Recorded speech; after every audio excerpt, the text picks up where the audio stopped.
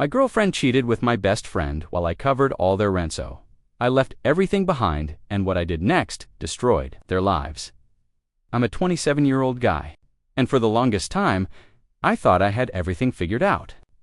I had this perfect little world with Sophie, my girlfriend of 3 years, and Alex, my best friend since childhood. We were a team, the three of us. Sophie and I had built a life together that felt effortless. We shared an apartment, planned out our future, and everything just clicked. Alex was always around too, the guy who made me laugh when things were tough, who had my back through thick and thin. He was my brother in all but blood. I was the one who kept things running smoothly, though. Sophie and Alex, both of them, were a bit more carefree. They had their own things going on, but it was always me making sure the rent was paid, taking on extra shifts at work to cover us. Sophie never asked for it, but I always thought it was the right thing to do. She was my partner, and Alex, well, he was like family. I couldn't imagine a world where things went wrong. It was supposed to be the three of us against everything. That was the deal, right? But looking back, I should have seen the small moments where Sophie would laugh a little too long at one of Alex's jokes, or the way they'd get a little too comfortable around each other when I wasn't looking. I thought it was nothing. They were just close, right? Best friends. Nothing more. I remember one evening after a long day at work, I came home and found them both sitting on the couch, talking, laughing, like they always did. It felt normal. But I pushed it aside. I was tired. I had a million things on my mind, and it didn't feel like the right time to question anything. After all, everything seemed perfect. Or so I thought. But as I stood there in the doorway, watching them, something deep inside me shifted, like a flicker of doubt that I couldn't ignore. I should have known better, honestly. I'd been ignoring the signs for so long, but life had been hectic, and I was just trying to hold everything together. Sophie and I were busy planning for the future, talking about marriage, and Alex, well, he was always around, always a part of the picture. I never questioned it. In fact, I was so focused on supporting them both that I didn't realize how much of myself I was sacrificing.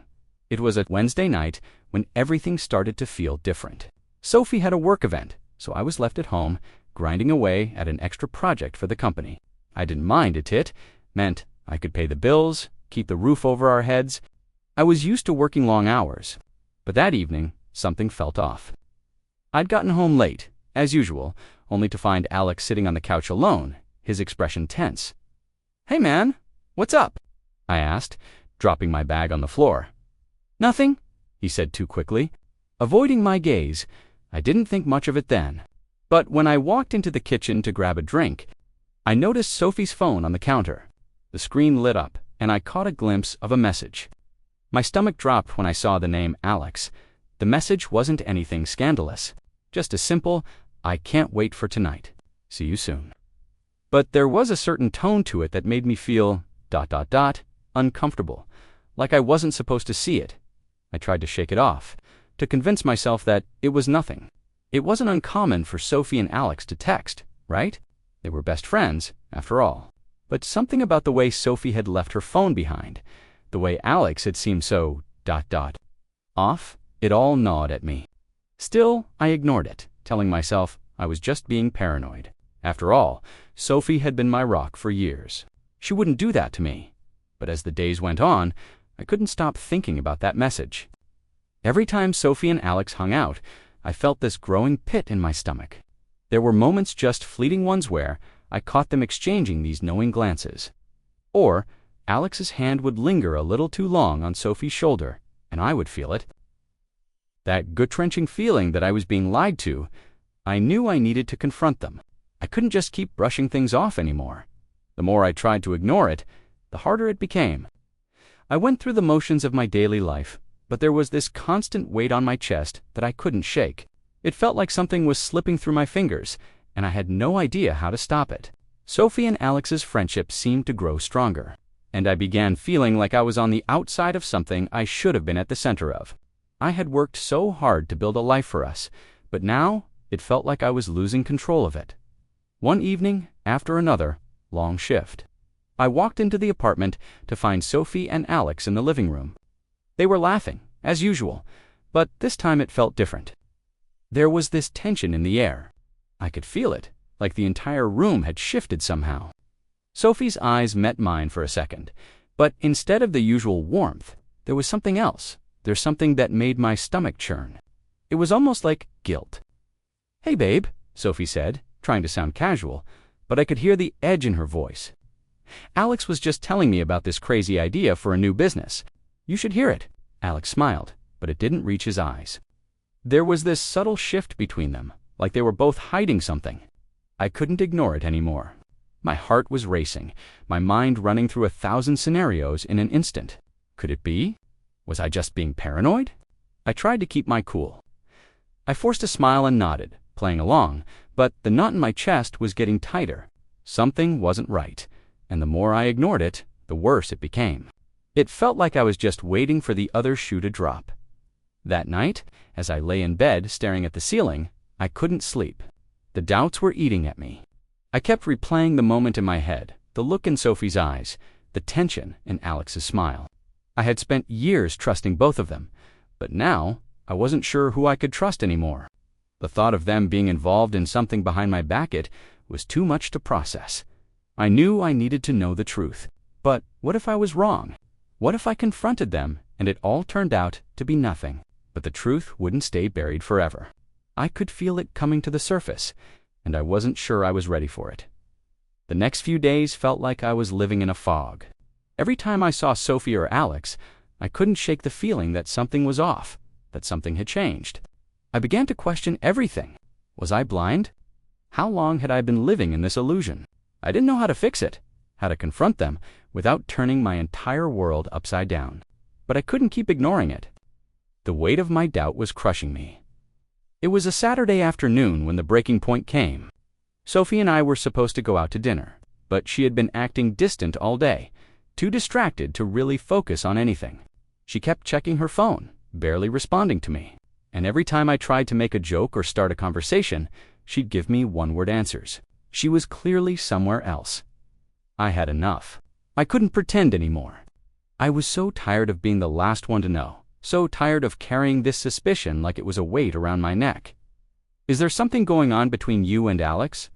I asked, my voice quiet but firm. I didn't mean for the words to come out like that, but the question slipped out before I could stop it. My heart was pounding in my chest, and I could feel the tension between us rising. Sophie froze. Her eyes widened for just a split second, but she quickly regained her composure. She laughed softly, trying to play it off. "What? No, of course not. What are you talking about?" But the way she said it, the way she laughed it, wasn't reassuring. It was too forced. My gut twisted. "I'm serious," I pressed, my voice shaking now. "I'm not stupid, Sophie. Something's going on, and I need you to tell me the truth." For a moment, she just stared at me. The silence in the room was suffocating. Then she sighed, running a hand through her hair, as if she were trying to gather the strength to say something. "You're overreacting, okay?" she said, looking away from me.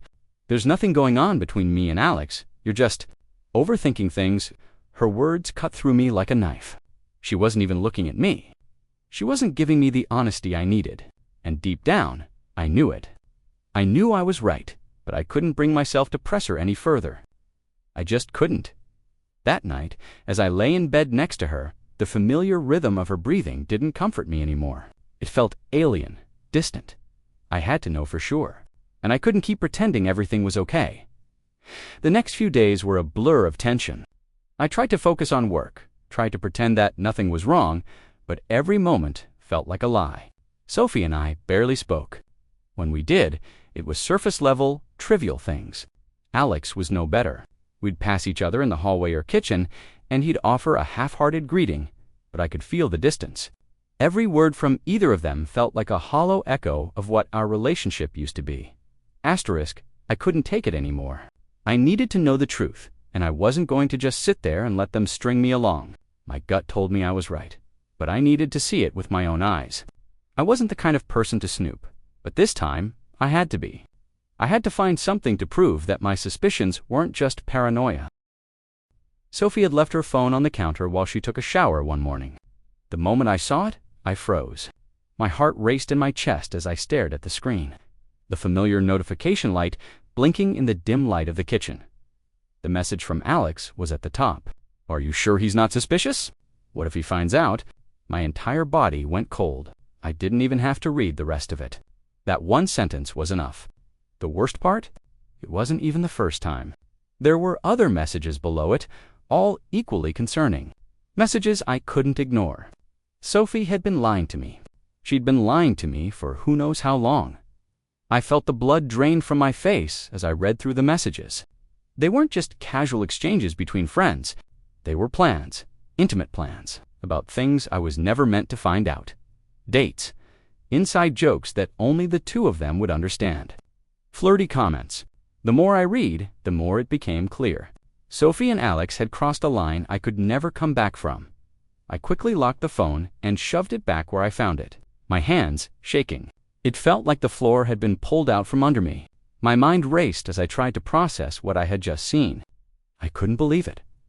I wanted to confront Sophie then and there, but I knew I couldn't do it without losing everything.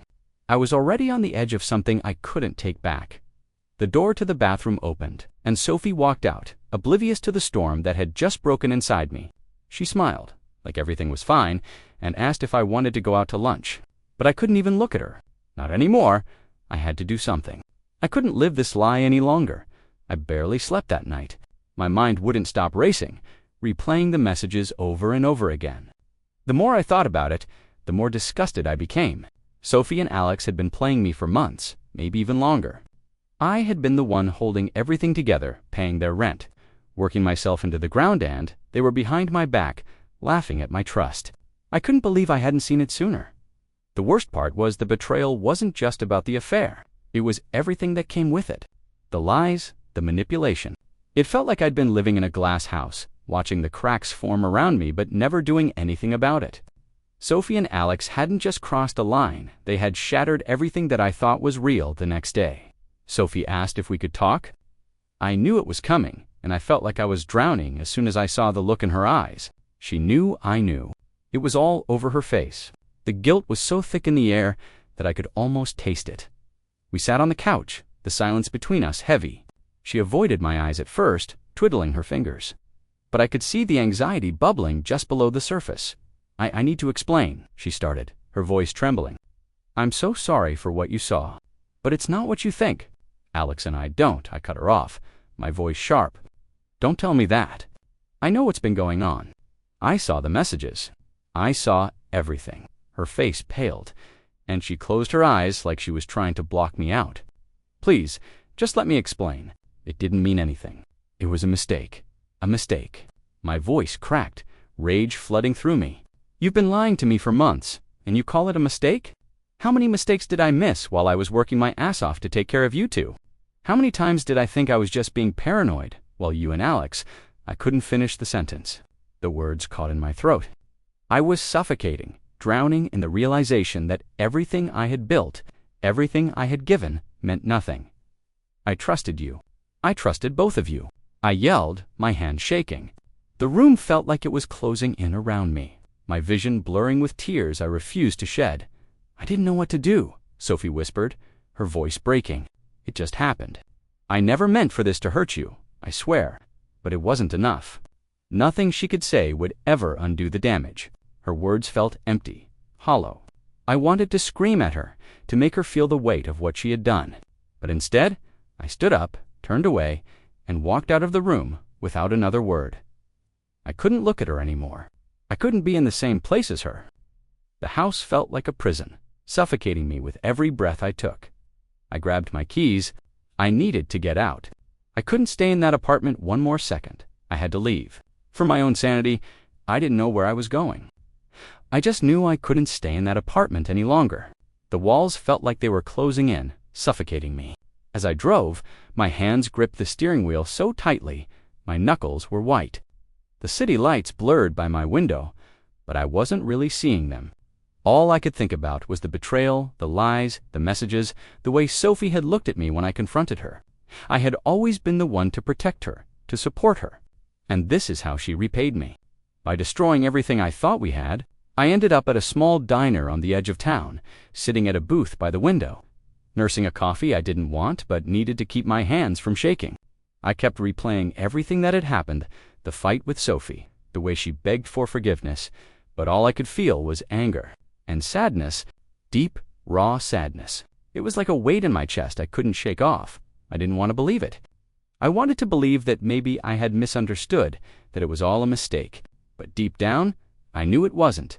This had been happening right under my nose, and I had been too blind to see it. I'd been so focused on making everything perfect for us paying the rent, keeping things together, building a future, that I had ignored the cracks that were forming in our relationship.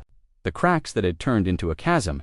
As I sat there staring into the half-empty coffee cup, my phone buzzed. It was a message from Alex. My blood ran cold when I saw his name. "We need to talk."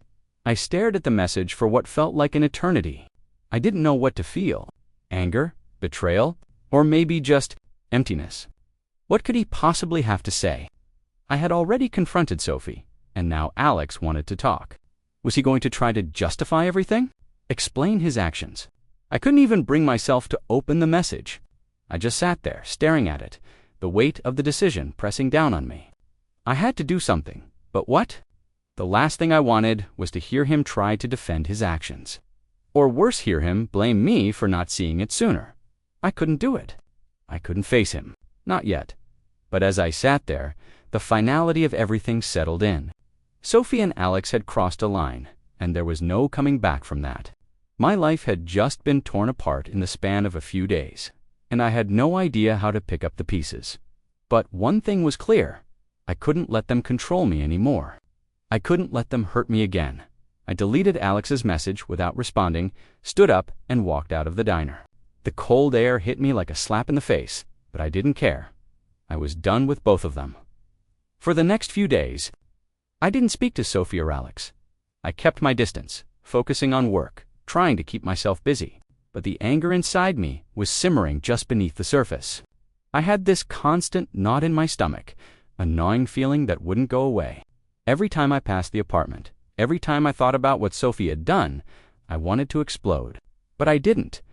I just kept it all in, bottling up the rage, the hurt, and the sense of betrayal that was eating me alive.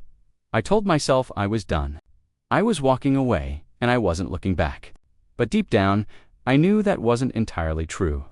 I still felt this burning need for some sort of closure, some answer that would help me make sense of everything. I couldn't just walk away from the years we'd spent together, the life I had built with her, without understanding why. I needed to hear it from her. I needed her to admit what she had done, admit that she had betrayed me, not just with Alex, but with everything we had. A week went by, and I finally gave in. I couldn't keep pretending I was okay.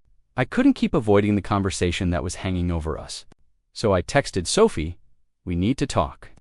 I didn't expect her to respond quickly, but when she did, my heart sank. "Okay, where do you want to meet?" I suggested a quiet park, the place where we used to walk when things were good. I had always liked the peace there, the way the world seemed to slow down. It felt like a place where I could finally get the truth, but I wasn't sure if I was ready for it. The day we met, the air was thick with tension. Sophie showed up looking exactly like she did the day I first met her beautiful.com. But something about her was different now. Her eyes avoided mine as she sat down, and I could tell she was nervous. I wasn't sure if she was scared of me or scared of facing the truth, but I didn't care anymore. I wasn't here to make her comfortable. "You wanted to talk?" I said, my voice steady, but the anger was bubbling under the surface. Sophie sighed, a heavy, exhausted sound that made her seem so small. I don't even know where to start. I didn't want her excuses. I didn't want her guilt or her explanations. I wanted to hear her say it. I needed to hear it. "I don't need an apology, Sophie. I need to know why. Why did you do it?" The words felt like they were tearing through my chest. "What did I do to deserve this?" She shook her head, tears welling up in her eyes. "It's not your fault. I don't know. I was stupid. I never meant for it to happen. It was never about you." I couldn't listen to her anymore. "It was about me," I interrupted, my voice cracking. "You used me, Sophie. You took everything I gave you, and you destroyed it. You didn't just cheat on me with Alexiou, betrayed me in every way. And you expect me to just forgive you?" "I never wanted to hurt you," she whispered, her voice breaking. I was lost, and Alex, he was there when I needed him. But it was wrong. I know it was wrong, It felt like she was trying to justify it, trying to make me feel sorry for her. But I couldn't. I just couldn't. I don't want to hear your excuses, Sophie. I've heard enough, I said, my voice shaking with a mix of rage and disbelief. You had everything with me, and you threw it away.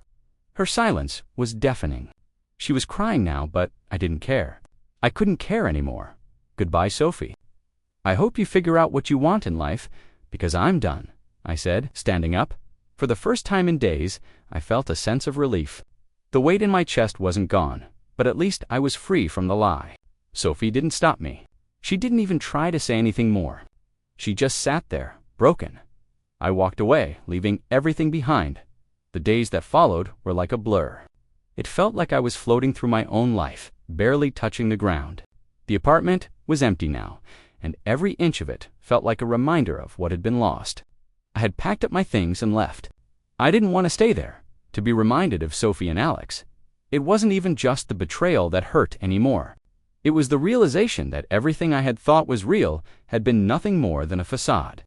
I didn't have any closure, but I had something else. Freedom. It wasn't the kind of freedom I thought I'd have.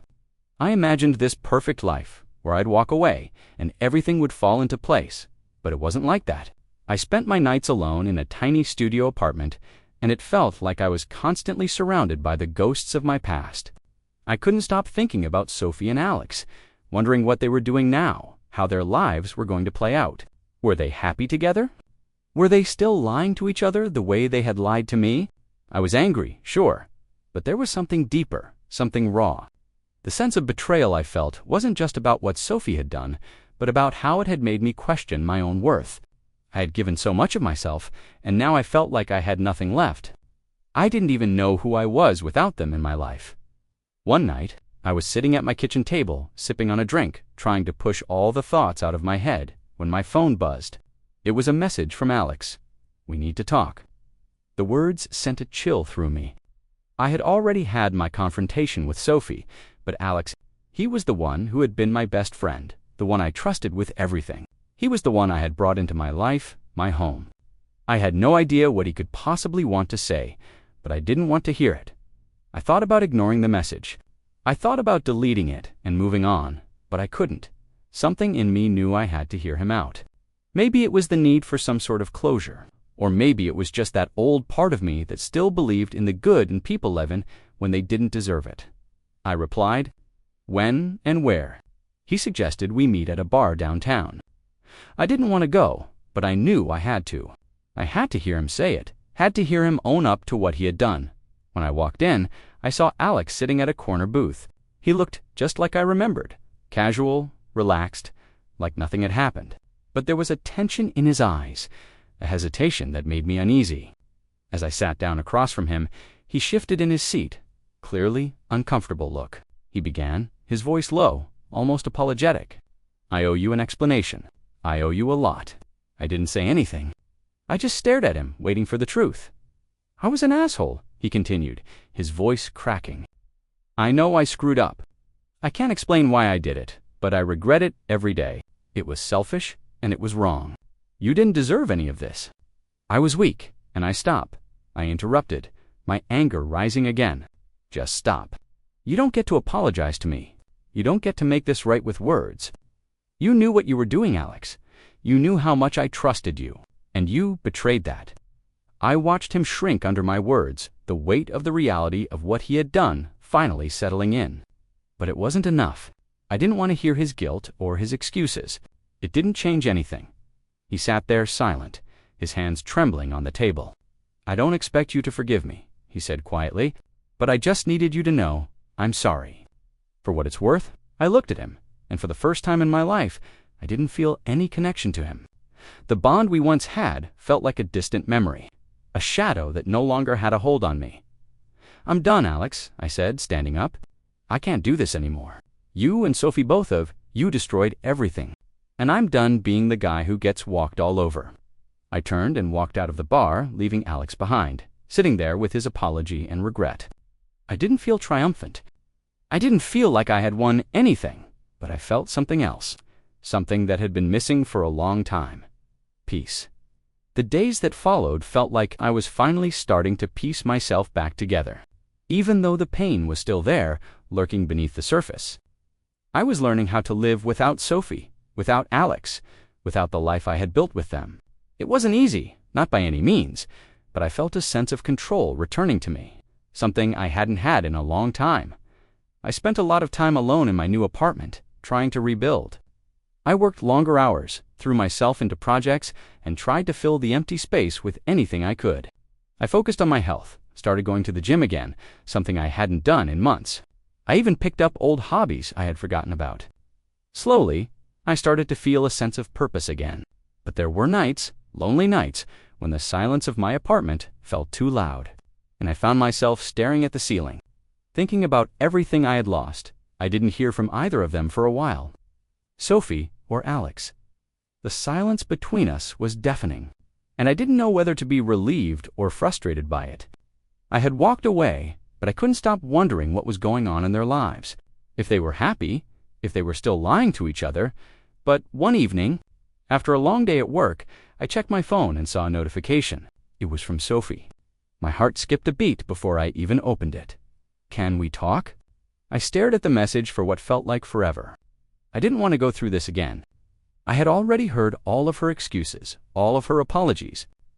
I had already made my decision to walk away, but there was something about her message that tugged at me, a small part of me that still felt like I needed to hear her out. Even though I knew it wouldn't change anything, I wasn't sure why I did it, but I replied, "What do you want to talk about?" She texted back almost immediately, "I need to explain everything. Please, just hear me out." I thought about ignoring it. I thought about deleting the message and moving on, but there was a part of me that still needed closure, even though I knew I'd never get the answers I wanted, so I agreed to meet her. I suggested the same park we had met before. I couldn't bring myself to sit in the apartment with her again, not after everything that had happened. When I arrived, Sophie was already there, sitting on a bench, her eyes red as if she had been crying. She looked smaller, less confident than I remembered. The guilt was written all over her face. "I'm sorry," she whispered as I sat down beside her. "I should have never done what I did. I can't explain why it happened. I don't even know what I was thinking. I ruined everything, and I'm so sorry." I stayed silent, watching her. I wanted to yell at her, tell her how much she had hurt me, how much trust she had shattered. But I didn't. I just wanted to hear her say it the truth. She continued, her voice trembling. "I've been seeing a therapist. I'm trying to understand why I did it. And I know that doesn't excuse anything, but I need you to know it wasn't about you. I never stopped loving you." I wasn't sure what I felt. A part of me wanted to believe her, wanted to hear her say something that would make it all make sense. But the other part of me, the part that had walked a one knew better, I had to let go. I couldn't keep holding on to something that had already fallen apart. "I don't know what you expect from me, Sophie," I said quietly. "I don't know what you think an apology is going to do. You destroyed everything, and I can't just forget that. I can't go back to what we were. I'm not that guy anymore." She nodded, tears streaming down her face. "I understand. I wanted you to know that I'm sorry, and I'll never forgive myself for what I did to you." There was nothing else to say after that. I stood up, looking down at her one last time. "Goodbye, Sophie." As I walked away, I felt a sense of finality that I hadn't felt before. I wasn't angry anymore. I wasn't hurt. I was just ... done. The closure wasn't some grand confrontation or some dramatic moment of revenge. It was simply walking away on, realizing that I had already moved on. The weeks that followed were quieter. I kept to myself more, focusing on work and my personal growth. I spent a lot of time just existing, not moving forward too fast, not getting stuck in the past, but simply getting through each day. I didn't hear from Sophie or Alex after that final meeting. They respected my space, and I was grateful for that. But the silence wasn't as peaceful as I'd hoped. Every now and then, I would find myself thinking about them, wondering how they were doing, if they were still together, or if things had fallen apart for them like they had for me. I didn't want to care. I didn't want to be consumed by their lives anymore, but I couldn't help it. They had been such a big part of my life for so long. It was hard to just erase it all. One evening, as I was sitting in a small cafe, mindlessly scrolling through my phone, I saw something that made my blood run cold. It was a social media post, a picture of Sophie and Alex together. They were sitting close, laughing, arms around each other, like nothing had ever happened. It was like a slap in the face. I tried to convince myself I didn't care, that I had moved on, but seeing them together like that, so happy, made something in me snap. The first thought that crossed my mind wasn't anger, it was disappointment. Deep, soul-crushing disappointment. It was like seeing the final nail in the coffin of everything I had worked for. Everything I thought was real. I didn't know what to do with that feeling. I thought about calling Sophie or Alex, confronting them again, but I realized that I didn't need to. I wasn't the guy who would beg for answers anymore. I wasn't the guy who would put his heart on the line just to get stomped on again. I had already given them the closure I needed. They didn't deserve any more of my time, but the emotional toll was still there. The feeling of being replaced, of being the guy who wasn't enough, was something I couldn't shake off. It felt like I had wasted so many years of my life trusting the wrong people, giving everything to people who never cared the way I cared about them. As I walked back to my apartment that night, my mind was spinning. I couldn't control the anger, the frustration, the feeling of being betrayed all over again. But instead of letting it consume me, I took a deep breath and stopped in my tracks. The weight on my chest had been suffocating me for too long, but this time, something was different. I was done with the past. I was done with letting Sophie and Alex have any more power over me. I opened the door to my apartment, closed it behind me, and stood there for a long moment, just breathing. Then I sat down at my desk, grabbed a pen and a piece of paper, and started writing. I wasn't writing to them. I wasn't writing for anyone else. I was writing for me to release the final remnants of the anger I was holding on to let go of the last ties to them. I crumpled the paper, threw it in the trash, and felt a small but undeniable sense of freedom. It wasn't dramatic or life-changing. It wasn't some grand victory, but it was mine. It was my closure. I didn't need their forgiveness. I didn't need their validation. I had already given myself everything I needed to move forward. Months passed, and slowly, the sting of the past began to fade. It wasn't instantaneous. I didn't wake up one morning with all the answers, all the closure, but little by little, I could feel myself shifting. I wasn't the same person I had been when I was with Sophie and Alex. That version of me, true staying hopeful, desperate to fix things, was gone. Instead, I became someone stronger, someone more self. I started to focus on me, really for the first time in my life. I rediscovered my passions. I reconnected with old friends who had been left behind while I was wrapped up in that toxic world. I started to have fun again, and I realized I hadn't truly laughed in a long time. My confidence grew, bit by bit, and I felt like I was finally stepping into the life I was meant to lead. Without the weight of their betrayal hanging over me, the loneliness that once felt so overwhelming wasn't as unbearable anymore. I wasn't afraid of it. I welcomed the peace. I learned to enjoy my own company. I spent weekends traveling alone, taking short trips to places I'd always wanted to visit, soaking in the freedom that came with not having to answer to anyone. I was free, and it felt like a weight had been lifted from my shoulders. Then, one evening, a text came through. It was from Sophie. I stared at it for a long moment, uncertain about how to feel. "Can we meet? I really need to talk." I almost laughed bitterly. After everything that had happened, after everything she had done, I didn't know what more she could possibly have to say. My first instinct was to ignore it, to block the number and move on. But then I realized something. I didn't need to respond. I didn't need to meet her again. I was done with her. For the first time since this all started, I wasn't angry. I wasn't upset. I was just ... indifferent. It was like a door had quietly closed inside me, and there was nothing left to say. I had already moved on. I deleted the message without responding. I didn't need to prove anything to her anymore. I didn't need her to apologize or explain. I had already built my own peace, and I wasn't going to let her drag me back into the past. The next few weeks were like a quiet victory. Sophie and Alex were no longer a part of my story, and I had made peace with it. But the real victory wasn't in them. It wasn't in any apology or explanation. It was in me. I had learned how to stand up for myself, how to walk away from things that didn't serve me, how to recognize my own worth. And when I looked in the mirror, I saw someone who was whole again, someone who didn't need anyone else to validate them. I had rebuilt myself from the inside out, and this time it was for me.